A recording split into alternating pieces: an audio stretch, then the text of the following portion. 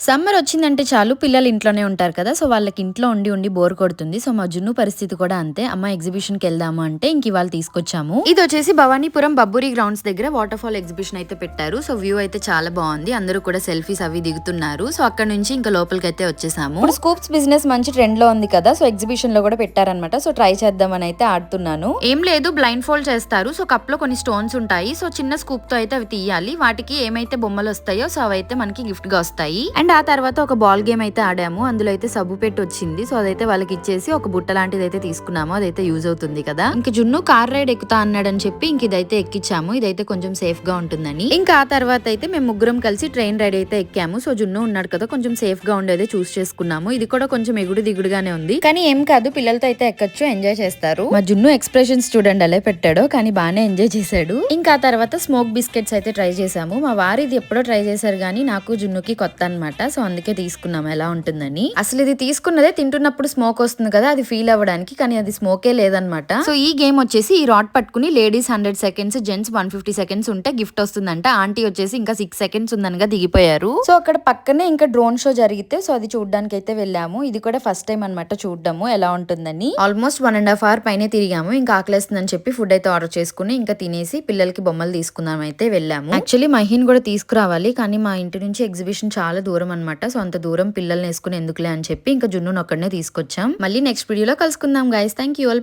Bye.